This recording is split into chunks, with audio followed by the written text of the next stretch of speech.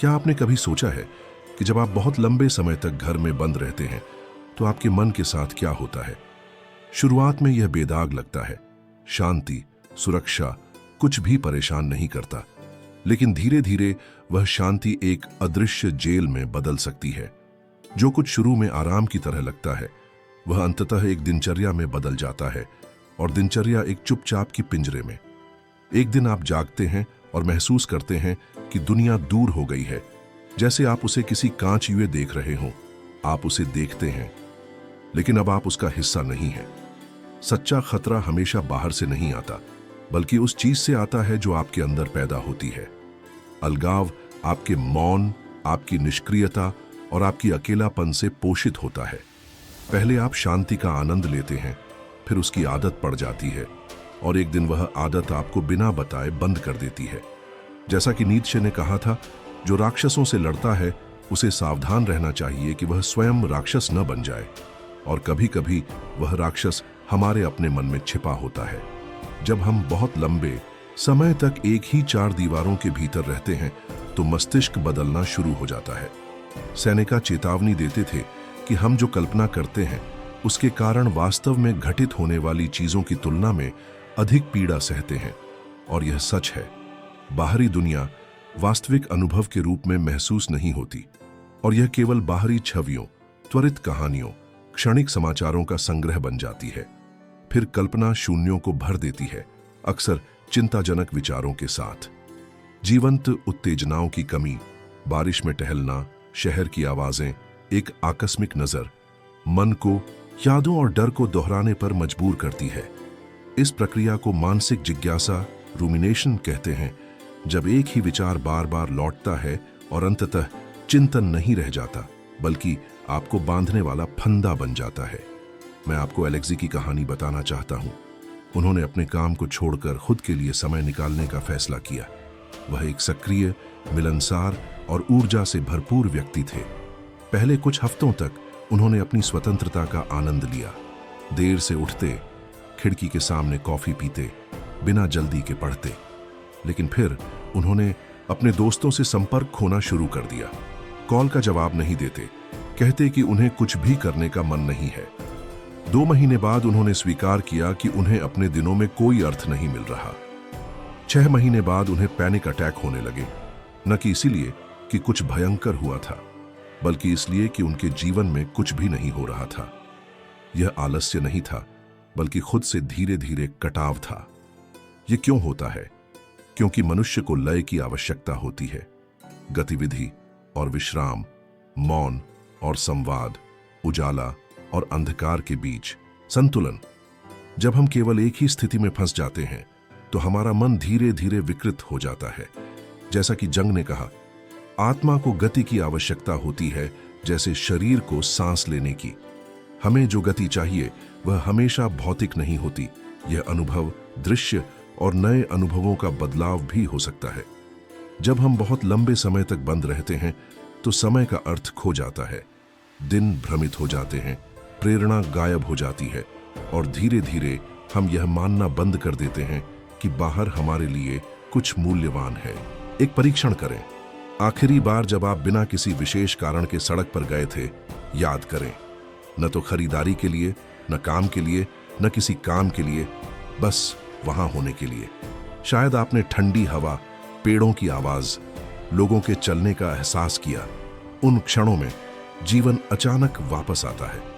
मैंने एक बार अपनी एक मित्र को यही करने के लिए आमंत्रित किया। उसने जवाब दिया, क्यों? फोन पर मैं जो चाहूं देख सकता हूं। फिर भी हम बाहर गए, और केवल 10 मिनट बाद वह धीरे धीरे चल रही थी, आराम से सांस ले रही थी और मुस्कुरा रही थी। मैं भूल गई थी कि दुनिया की खुशबू भी होती है, उसने कहा। विक्टर फ्रैंकल कहते थे कि जिसके पास एक क्यों है वह लगभग किसी भी कैसे को सह सकता है। लेकिन जब हम बहुत लंबे समय तक बंद रहते हैं तो वह क्यों धुंधला हो जाता है। दिन एक जैसे हो जाते हैं, स्मृति में कुछ नया दर्ज नहीं होता, और अचानक एक सप्ताह बिना किसी निशान के गायब हो जाता है। इसके साथ ही क्रियाशील होने, बदलाव लाने और आगे बढ़ने की इच्छा भी चली जाती है। लगातार अकेलापन 3 मोर्चों पर वार करता है। भावनाएं कमजोर हो जाती हैं, विचार फंस जाते हैं, और शरीर की ऊर्जा कम हो जाती है। यह सब चुपचाप होता है, जबकि हम सोचते हैं कि हम बस आराम कर रहे हैं। मैं स्वयं इस जाल में फंस गया। मैंने अपने लिए एक विराम लेने, गति कम करने का निर्णय लिया। शुरुआत में यह सुखद था, जैसे कुछ हकदार छुट्टियां, लेकिन जल्दी ही मैं देर से उठने, बिना घर से बाहर जाए खाने और अंततः अपने दिनों को एक ही ग्रे रेखा में विलीन होने लगा। मुझे महसूस हुआ कि मेरी जिंदगी कहीं और हो रही है और मैं केवल एक दर्शक हूं। तब मुझे समझ में आया कि मुझे नौकरी या दोस्ती खोने का खतरा नहीं है, बल्कि खुद को खोने का खतरा है। टॉलस्टॉय कहते थे कि मनुष्य एक भिन्नांश फ्रैक्शन के समान है। हर न्यूमरेटर वह है जो वह वास्तव में है, और हर डिनोमिनेटर वह है जो वह अपने बारे में सोचता है। जितना छोटा हर डिनोमिनेटर होगा, उतना बड़ा भिन्नांश होगा। जब हम लंबे समय तक अलग थलग रहते हैं तो स्वयं की यह दृष्टि सिकुड़ जाती है और हम चीजों को बदलने की अपनी क्षमता में विश्वास खो देते हैं। दुनिया में लौटना डरावना लगता है, खतरे के कारण नहीं, बल्कि आदत न होने के कारण। अच्छी खबर यह है कि वापसी का मार्ग मौजूद है और यह छोटे कदमों से शुरू होता है। रातों रात किसी बड़े बदलाव की उम्मीद न करें। रोजमर्रा से थोड़ा आगे टहलें, किसी अलग कैफे में जाएं, किसी पुराने मित्र को कॉल करें। चर्चिल कहते थे कि सफलता असफलता के बाद असफलता में उत्साह खोए बिना आगे बढ़ना है। यहां भी यही होता है। हर छोटा कदम आपको फिर से अपने आप से मिलने की ओर ले जाता है। कभी कभी जीवन में लौटने के लिए इतने छोटे कदम उठाने पड़ते हैं कि वे महत्वहीन लगते हैं, लेकिन इसी तरह ऊर्जा वापस आती है, धीरे धीरे, कदम दर कदम। ऑस्कर वाइल्ड कहते थे कि जीना दुनिया की सबसे विचित्र चीज है, क्योंकि अधिकांश लोग केवल अस्तित्व में हैं। इसलिए केवल अस्तित्व के लिए संतुष्ट न हो, न आज, न कल और न कभी। बाहर जाए, गहरी सांस लें और दुनिया को अपने भीतर लौटने दें। यह आपके लिए अपने आप से फिर से जुड़ने का पहला कदम हो सकता है। प्रेरणा का इंतजार मत करो कि वह तुम्हें चलने पर मजबूर करे। पहले बाहर निकलो और प्रेरणा रास्ते में तुम्हें मिल जाएगी। बस 5 मिनट की सैर ही काफी है। खिड़की खोलो और अपनी दृष्टि को सामान्य से आगे जाने दो, या किसी मित्र को कॉल करो और मिलन तय करो। महत्वपूर्ण यह है कि ऐसे पल बनाओ जो विचारों के दोहराव वाले चक्र को तोड़ दें। जैसा कि विक्टर फ्रैंकल ने याद दिलाया, जिसके पास कोई उद्देश्य है वह लगभग किसी भी कठिनाई का सामना कर सकता है। अपना उद्देश्य खुद बनाओ और अपनी जिंदगी खुद बनाओ। हालांकि एक और सूक्ष्म खतरा है। जब हम बहुत लंबे समय तक घर में रहते हैं तो हम अपने भीतर हो रहे बदलावों को नोटिस करना बंद कर देते हैं। शुरुआत में सब सामान्य लगता है, सुबह की कॉफी, हमेशा की संगीत, परिचित दिनचर्या। लेकिन धीरे धीरे हमारी व्यक्तिगत दुनिया कुछ ही वस्तुओं और आदतों तक सिमट जाती है। बिना महसूस किए हमारी आवाज धीरे धीरे मध्यम हो जाती है, हमारी आंखें कृत्रिम रोशनी से थक जाती हैं और हमारे हाव भाव भारी हो जाते हैं। इसका मतलब यह नहीं कि आप में कोई गलती है, इसका मतलब यह है कि मन पानी की तरह है। अगर यह स्थिर हो जाए तो यह गंदा हो जाता है और इसे साफ रखने के लिए गति की आवश्यकता होती है। मैं आपको सर्गेई की कहानी बताना चाहता हूं। एक मित्र जो प्रोग्रामर था और घर से काम करता था। शुरुआत में वह बहुत खुश था। यात्रा में समय बर्बाद नहीं होता था, पजामे में काम कर सकता था और खाना हमेशा पास था। लेकिन कुछ महीनों बाद वह थक कर उठने लगा, सरल कार्यों में टाल मटोल करने लगा और दोस्तों के साथ बाहर जाना भी भारी लगने लगा। वह मुझसे कहता, समझ नहीं आता, मैं तो कुछ खास नहीं करता, फिर भी थका हुआ महसूस करता हूं। एक दिन हम पार्क में मिले। शुरुआत में वह फोन नहीं छोड़ता था, लेकिन जब उसने हवा में हिलती शाखाओं को देखा तो वह चुप हो गया और बुदबुदाया।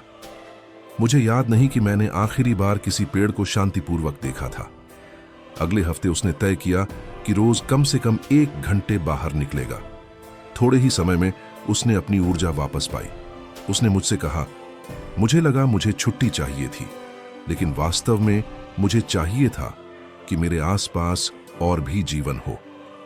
एक चुप्पी वाली जाल है जिसमें हम में से कई फंस जाते हैं जब हम घर में बहुत समय बिताते हैं।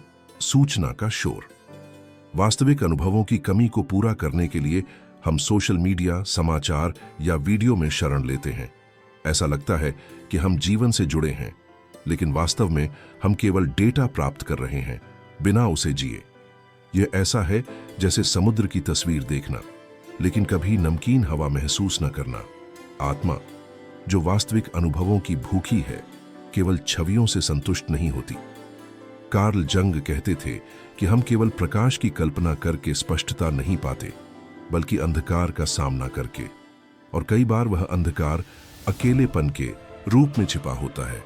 डर पीछे छिपा होता है, बाहर जाने का डर, दूसरों से बात करने का डर, दुनिया की हलचल में खुद को डालने का डर। इस तरह घर सुरक्षित आश्रय बनने की बजाय एक किला बन जाता है, लेकिन एक ऐसा किला जिससे निकलना मुश्किल हो जाता है। मुझे एक महिला याद है जिसे मैंने जाना। कठिन समय के बाद उसने तय किया कि वह फिर कभी बाहर नहीं जाएगी। वह कहती थी, क्यों? मुझे यहाँ सब कुछ है जो मुझे चाहिए। लेकिन 1 साल बाद उसने स्वीकार किया कि वह अदृश्य महसूस करती है। मनोविज्ञान इसे टालने का व्यवहार कहता है। हमें लगता है कि हम खुद को सुरक्षित रख रहे हैं, लेकिन असल में हम जीवन से दूर हो रहे हैं। बाहर निकलने के लिए बड़े कदम जरूरी नहीं है। कभी कभी बस जागते ही खिड़की से कुछ मिनट देख लेना, किसी पौधे की देखभाल करना या सामान्य से थोड़ी दूर की दुकान तक चलना ही काफी है। हर छोटा कदम जीवन शक्ति वापस लाता है। जीवन का अर्थ आविष्कार नहीं किया जाता, इसे खोजा जाता है। और यह तब प्रकट होता है जब हम दुनिया का सामना सीधे करते हैं। घर आवश्यक है, वहीं हम आराम करते हैं, ठीक होते हैं और अपनी ऊर्जा वापस पाते हैं। लेकिन जीवन का दूसरा हिस्सा बाहर है, इंतजार कर रहा है, और लौटने के लिए पहले बाहर जाना जरूरी है। अगर आप महसूस करते हैं कि हर बार आप घर में ही रहना चुनते हैं, तो खुद से पूछें, क्या मैं यह इसलिए कर रहा हूं कि मुझे शांति चाहिए या इसलिए कि मुझे चलने का डर है? ईमानदार उत्तर आपके लौटने की शुरुआत हो सकता है। बात बड़े बदलावों को मजबूर करने की नहीं है। जीवन धीरे धीरे कदम पसंद करता है। खिड़की खोलो, किसी से बात करो, थोड़ी सैर करो, बिना दबाव डाले अपने दिल की सुनो। कार्ल रोजर्स ने एक गहरी बात कही, जब मैं वही स्वीकार करता हूं जो मैं हूं, तभी बदलने की संभावना आती है। यह सत्य हमें याद दिलाता है कि हमारे पास पहले से ही वह सब है जो हमें आगे बढ़ने का पहला कदम देने के लिए चाहिए। और अगर इन शब्दों में आप अपनी खुद की अनुभूति देखते हैं, तो याद रखें कि आप इस प्रक्रिया में अकेले नहीं हैं। शांति वापस पाने, नई अनुभवों के लिए जगह बनाने और जीवन में उत्साह लौटाने के आसान तरीके हैं। सब छोटे कदमों से शुरू होता है। थोड़ी सैर, एक ईमानदार बातचीत या बस दुनिया को किसी दूसरी खिड़की से देखना। ये क्षण भले ही छोटे लगें, असली और स्थायी बदलाव की ताकत रखते हैं।